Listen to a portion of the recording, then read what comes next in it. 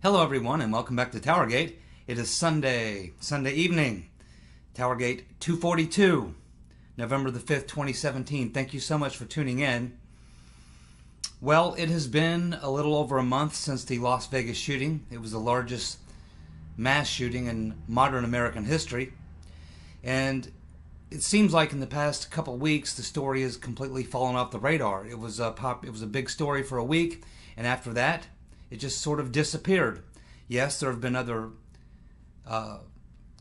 pieces of important news that have been pretty much dominating the news cycle, but given the circumstances of this shooting, it would seem that there would be daily updates on things that were being learned from the investigation, and we would be kept abreast of that.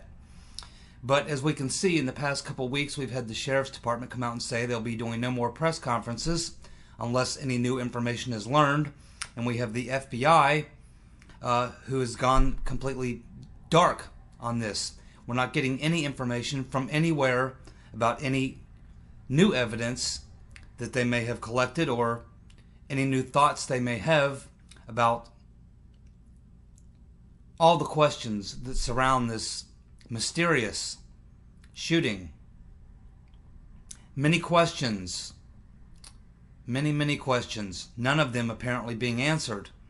Now, I understand that from the point of view of the casino and probably even from the city of Las Vegas, they would rather not have very much in the news about this because, of course, it's a lot of revenue comes into Las Vegas, and the more this is being talked about, the more it keeps people away.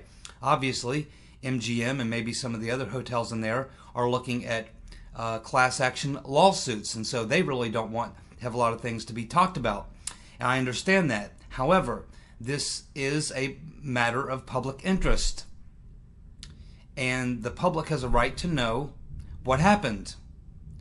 And law enforcement has an obligation, both Las Vegas PD and the FBI have an obligation to tell us what they know about this shooting and let us know about the evidence they're collecting along the way.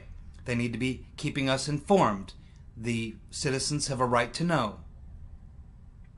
But that's not what's happening. Clearly, there is an orchestrated effort by the FBI and the Las Vegas PD to just make this thing go away. And of course, it should be noted that there are multiple news organizations right now who have already filed lawsuits as they have been frustrated by the fact that they can get no information. So there have been lawsuits filed by the Review Journal, the LA Times, the New York Times, the Washington Post, the AP, ABC, CNN, who all want records to be made public. Many other news organizations as well. So obviously, there's a lot of frustration on not just with the public, but on the media as well, for why they are being deprived of information that normally is made available to the media. Now, we're not talking about theories that they may be investigating or questions that are unanswered or maybe people they want to interview that they don't want to rattle them people or something like that. I can understand those types of things.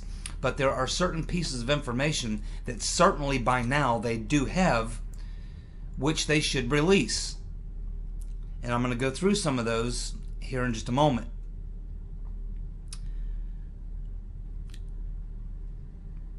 So some of the things that are being requested by these media organizations who have filed these lawsuits is that they want to have the any of the police body cam video footage made available.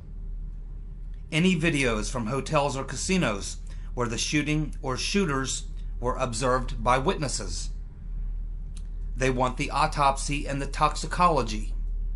And this is critical, particularly the toxicology, because that will tell us what was in his system. We already know that according to the majority of people who knew Mr. Paddock or observed Mr. Paddock, he was a heavy drinker, maybe even a binge drinker. And if you look at the events that occurred that evening, it will be hard to imagine someone who had been drinking and gambling the night before to pull off this miraculous shooting. So knowing what his alcohol content in his blood was is a very important question, as well as whether any other substances in his system, which combined with alcohol would have made it physically very difficult for him to pull off the shooting, and how much would he have been impaired as a result of this toxic mix of alcohols and antidepressants, which is apparently what he was taking. So a toxicology is very, very critical, and you can see that they do not want to talk about the toxicology report whatsoever. They've been asked about it. The first week and a half or so, their comments were, well, we're waiting to get the results back. But it doesn't take that long to get the toxicology back. And by now they certainly would have the toxicology. Why will they not talk about the alcohol level or any other substances that may have been in Mr. Paddock's system? A lot of people in the media certainly want to know that question. It's an easy one. The media organizations are also looking for copies of search warrants that were used to search the two homes where the evidence was found. This is typically public information. This should not. Most of this stuff is things that are routinely released after, a crime like this. But again, it's everything has gone dark. They also want the dispatch calls. Of course, we have many of them that you can listen to on YouTube videos of the conversations between the cops and the dispatchers. But apparently there were two dispatchers on duty who were taking and receiving, making calls, and they would like to get these dispatch calls.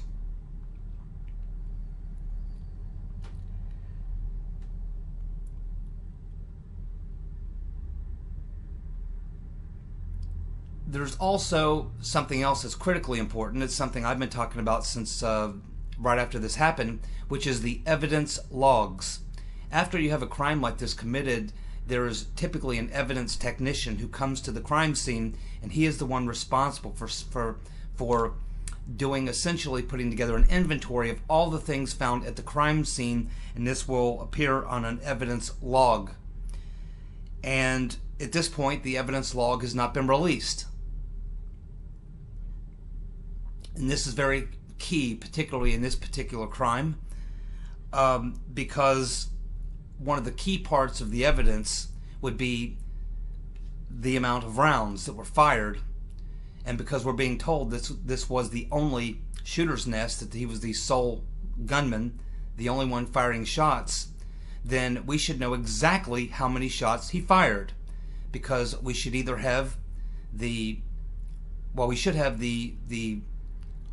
shell casings. Every time you fire a round, it should produce a shell casing.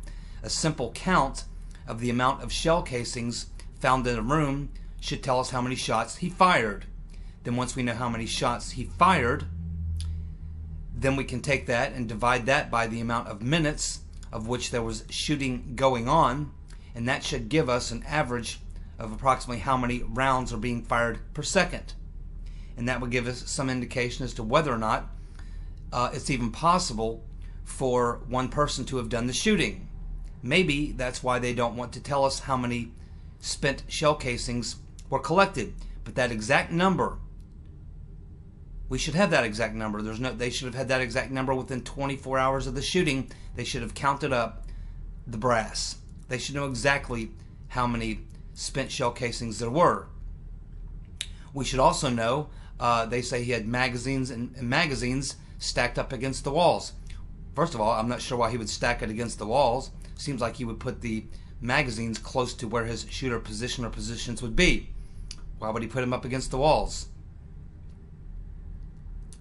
But we need to know how many rounds of ammunition that were not spent or not fired. We need to know that number as well. The ballistics would certainly prove what weapons were used to not only carry out the shooting on the victims down below, and we understand, at least at this point, we've been told there were two different weapons that were specifically used, both with these bump stocks on them and possibly other modifications. But we certainly would be able to match up the weapons with the shells that were found in the victims, or shell fragments that were found in the victims. This is something that is done in every crime. You match up the weapon, and they have the weapons. Sometimes you don't have the weapon. In the case of like the Seth Rich case, they don't actually have the weapons. But in this case, they've got the weapons, or at least ways. If the shooting was done from the place where they told us the shooting was done from, and the weapons were there, they should easily be able to match up the weapons. And this should be known in the ballistics report. Now, there was a lot of victims, and so it would take some time, but by now they should have a pretty good idea of whether or not the ballistics match up with the weapons we're told that were used.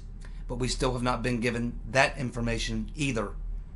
It's also critically important to match up the weapon with the round that killed the alleged shooter, Stephen Paddock. Now, that shouldn't have taken that much time at all. We've had plenty of time to get that ballistics report, because at this point we're being told that Paddock killed himself with a single gunshot wound to the head. It looked like in the mouth area. But at this point they have not given any evidence from the ballistics report matching the handgun or one of the handguns that were found in the shooter's nest with the round that killed Stephen Paddock. Why not? That's an easy one, and this information should not be withheld. No reason why we cannot have the complete ballistics report, which will tell us a lot about whether it was even possible for a single shooter to have done this shooting, and it will tell us exactly who it was that took out Mr. Paddock. Because we were told, first of all, that he had a plan to escape. He had this special suit, a Kevlar fireproof suit. He had an escape plan. He had all this stuff going on to escape. But then we're told then that they come in, breach the door, and find that he's dead. These things are in complete opposition to one another and don't make sense, and there needs to be some explanation for this. So it's all the more important reason why we should be able to have the ballistics report to match up the weapon with the round that was fired that took the life of the shooter. This is an easy one.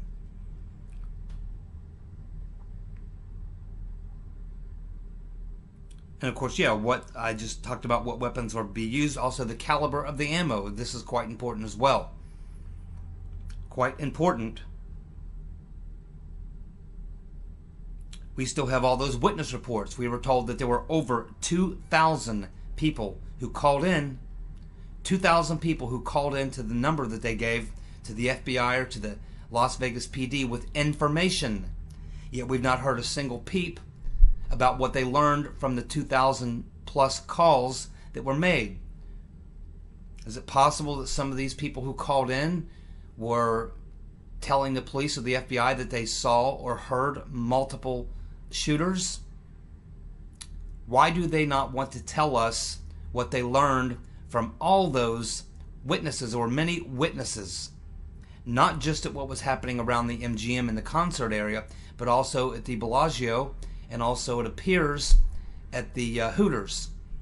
There were strange events going on there as well. Multiple witnesses. You can watch some of them on YouTube videos. But they have not released any information or provided any theories whatsoever regarding the amount of, in this case, over 2,000 people who called in with information.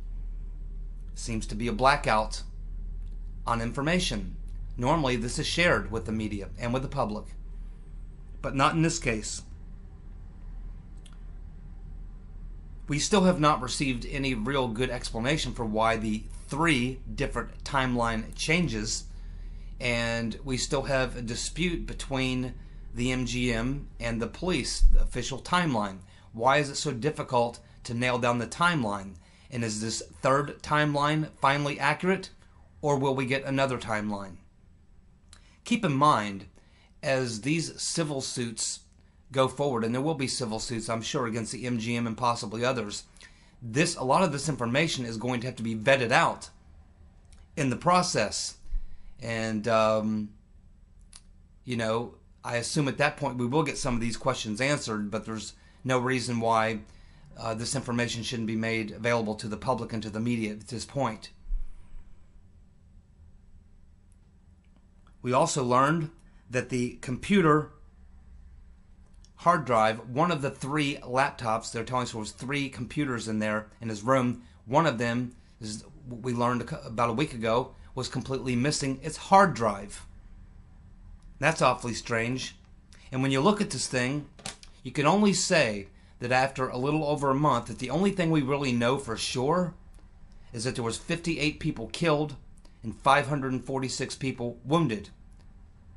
And there's a missing hard drive. That's really all we know for sure. Everything else is just things we've been told that are not backed by any hard evidence other than what the police and the FBI are telling us.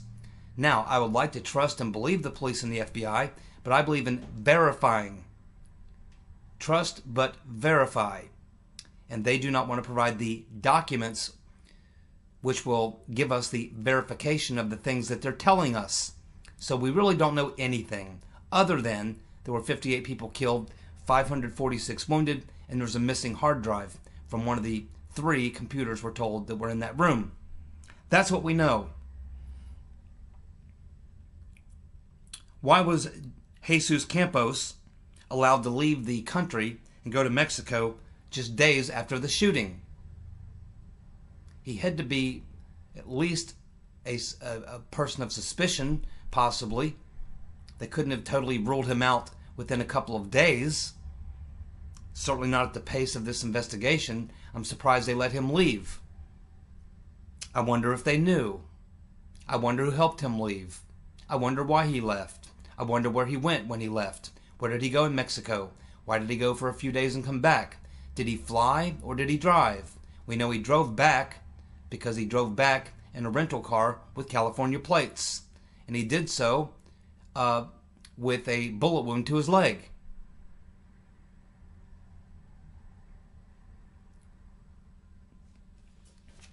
These are all very interesting questions that have still not been answered. Another interesting question is his girlfriend is still quite suspicious. So a question is certainly, did Paddock's girlfriend have any connections to the intel community? Did Stephen Paddock ever work as an asset for the FBI, the CIA, or any other law enforcement agency? Why was MGM holding and protecting Campos after the shooting? Because we've now learned that in the period right after the shooting, that MGM was putting him up in a room where they had a lot of security around him for a couple of days before they allowed him to go to Mexico and then come back. And then, of course, we know about him going on the Ellen DeGeneres show and all these other things. It seems that he's being kept under very tight control by MGM.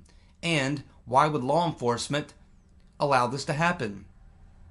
It seems as though they're cooperating more with MGM than they are with the investigation itself. When did the gunman start planning his assault? By now we should have some idea. There was a lot of planning that had to take place, but so far we haven't really been given any sort of answer on that as well. No theory, it appears. Where did the gunman store all the weapons prior to the shooting? We're told he had depending on who you believe, we're told he had anywhere from 23 to 28 guns in that room. First of all, why the hell did he need that many guns? He couldn't use more than one at a time. He might have had one main and a backup, something like that. But why would he bring that many weapons to this shooting, knowing good and well he could never use all of them weapons? It's a very good question. Why would he bring all those weapons? And where were they prior to the shooting? Where was he storing them? Why did the gunman stop shooting? We were originally told it was because Mr. Campos interrupted him, but we now know that Mr. Campos was wounded prior to the shooting. Therefore, it couldn't have been Mr. Campos that interrupted the shooting. So why did he stop? He had plenty of ammo, plenty of guns. He didn't stop because he ran out of guns or ammo. He didn't stop because the cops stopped him. He didn't stop because they kicked the door in or took him out with a sniper or anything like that, as far as we know.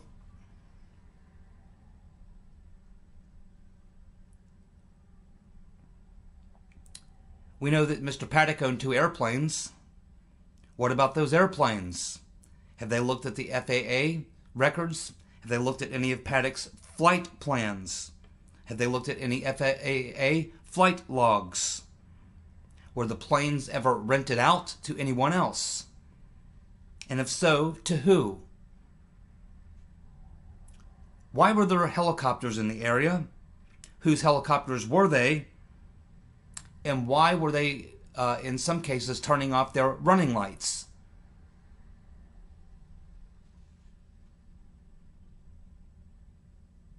Have the police or the FBI given us any explanation on why the cops on the ground reported multiple shooters?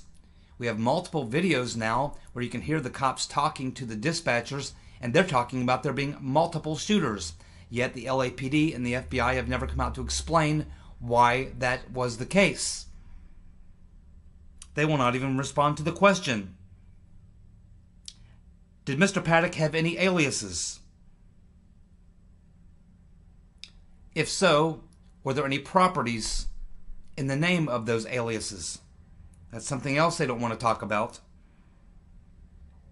Why did law enforcement mislead the public about Paddock's check-in date and provide the wrong license plate number of Paddock's car that was in the parking garage, where you will find there are multiple cameras? We know there are 4 videos that are available on YouTube that appear to capture overlapping fire, different sounding gunshots from different distances. What's the explanation for that? Why didn't the cell phone chargers that they found in Paddock's room work with any of the 4 cell phones that they found in his room? He's got 4 cell phones, and he's got his cell phone chargers, but none of the chargers would work with the phones he had. That's kind of crazy, isn't it? They also have key cards that they use to enter the rooms. It appears that someone entered Mr. Paddock's room, according to the key card registry, while the garage records show that Paddock's car had left the garage. So it looks like Paddock took a little drive, and while he was taking a drive, someone entered his room. I wonder who that could have been. That's the question we need to get answered, isn't it? Why did Campos wait a week before going to the UMC Quick Care for treatment? And why UMC Quick Care? Because they don't treat gunshot victims there. They don't even have an x-ray machine. And several reporters have followed up on that. They have contacted UMC Quick Care, and they said they have no record of Campos even being there. Why have hundreds of witnesses reported multiple shooters and shooting at multiple locations, including the Bellagio and Hooters? Why have they been ignored? What is the theory of the FBI and the Las Vegas PD for that? How do you explain that?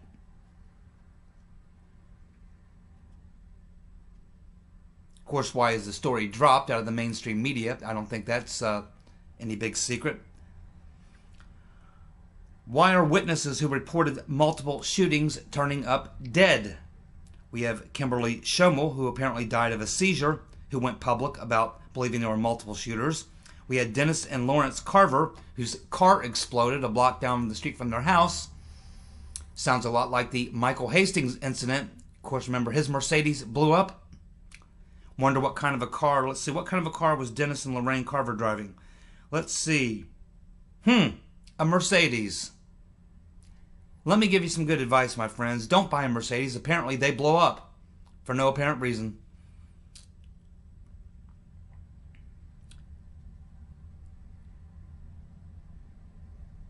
Why did the cops take 1 hour to breach Paddock's room, even though the shooting had stopped 45 minutes, almost an hour before that?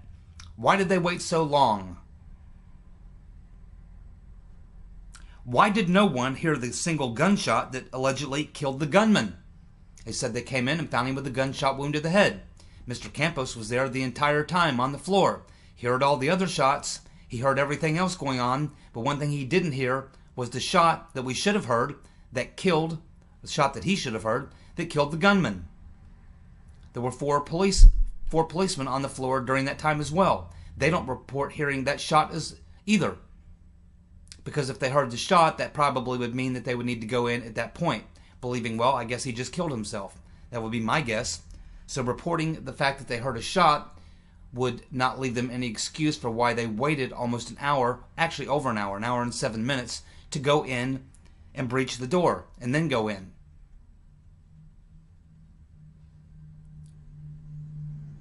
Here's a very good question that relates to that. What was the exact time of death? Coroners are pretty good at figuring out the exact time of death, especially when they get a fresh corpse like that, someone who hasn't been dead for that long. They can give you a pretty good idea of what the approximate time of death was, usually within 1 hour.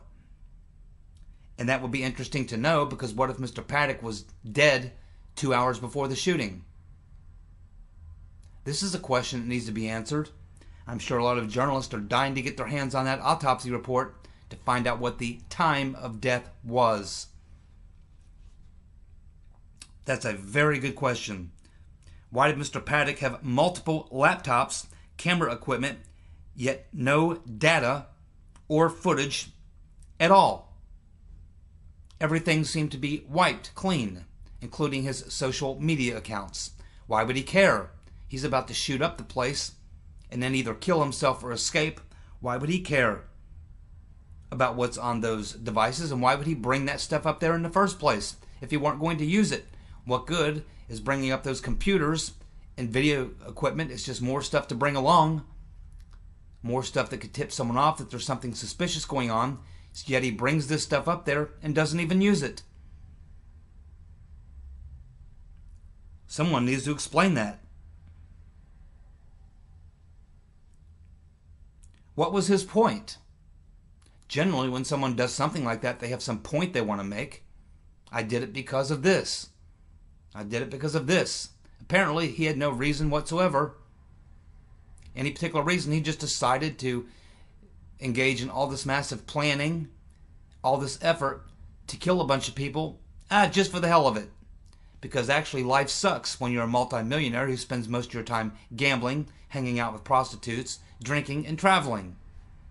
That's a tough life. I guess I'd kill myself too.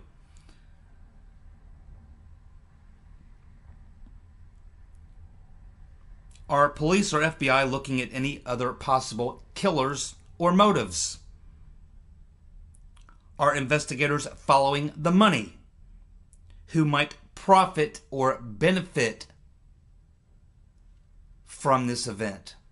Mr. Paddock certainly didn't benefit. The last time I saw him, he had a hole in his mouth. So who would have profited or benefited? I wonder if that's a question that the FBI and the LA Las Vegas Police Department are looking into. It's certainly one I would be looking into at this point. You cannot find any other reason why Mr. Paddock would have been doing this. Maybe someone else did it. Maybe they had a pretty damn good reason, because it appears that he didn't. Generally, when you have crimes like this, you follow the money. A lot of people have made a lot of money and stand to make a lot more money off of this tragic event. Have they looked into these put options and the over $1 million in stock trades that were made? No, it was more than $1 million. It was $1 million that were profited from the stock trades, which means it was probably tens of millions of dollars in trades that were placed prior to the event. Somebody took a pretty good gamble and it paid off big. If I were the cops, I think I would be looking at who won big on this deal. Some of their names might be Chertoff. Some of their names might be Adelson. I would begin looking into that, wouldn't you?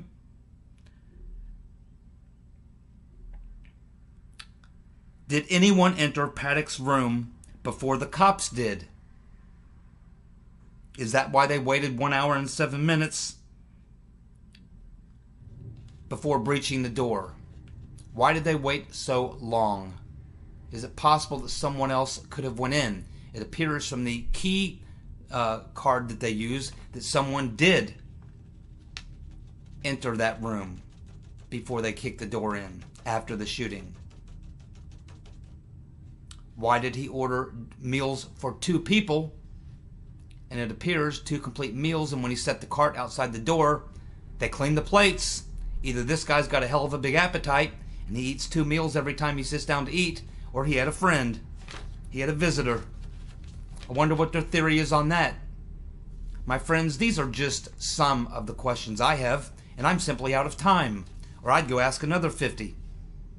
There's other people out there who ask even more questions, completely different questions than I'm asking. The fact of the matter is there's literally hundreds and hundreds of unanswered questions. The story has disappeared from the media. They don't want to talk about it. They're providing no evidence. They're saying no more press conferences, no more information. They just want the whole thing to go away. It looks a little shady to me. It looks a little shady. Now, again, once these civil court hearings begin, we'll probably learn a lot of these things unless there is an out-of-court settlement. If an out-of-court settlement is reached, then the civil case will not move forward. And I expect that maybe that's what they're trying to do right now. MGM certainly doesn't want the publicity, nor does the city of Las Vegas. I can understand that you want to protect your tax base. I can understand that you want to protect your interest. I understand all these things, but I also understand that this is an event that is a matter of the public interest. These things should be in the public record, and there's no reason why we have to be kept in the dark, treated like mushrooms, fed lots of bullshit. There's something that doesn't smell right about this whole event. I know many of you out there are skeptical. The fact that I'm asking all these questions, the fact that other people are asking lots of questions that no one seems to be willing to answer. When media journalists, when people call the cops and the FBI, they get the cold shoulder. They get nothing. They get hung up on. They get told no comment, no comment, no comment, no comment. This is not right. This is not right. And it's their behavior in this matter that makes it even more suspicious. If they would just simply come forward with some of the basic information that we know that they have now. They might be continuing to be in the process of investigating this, but a lot of the questions I ask, they already have to have the answers to, and they can certainly release that information. They can certainly tell us how many rounds were fired. They can certainly give us an inventory log of everything they found in the room. I mean, a lot of these types of questions, the ballistics, all these things, we should have this information. It should be public information. There's obviously something going on here. I don't like it. I don't understand it. I think a lot of you feel the same way. And I think that the ultimate question that I have to ask at this point, based on all the other things that we're looking at, other things that were going on, other things that we cover here on TowerGate, not related to this, I think that the most important question we're left with now is, can we trust the FBI? Can we trust the FBI to do this investigation? Can we trust them to tell us the truth? Can we trust the FBI? That is really the biggest question of them all. All these other questions really don't matter if you can't trust the agency that's doing the investigation, can it? So there we go, my friends. All we have, a little over a month after the Las Vegas shooting, is we have a hell of a lot more questions than we do answers, and there's something that isn't right.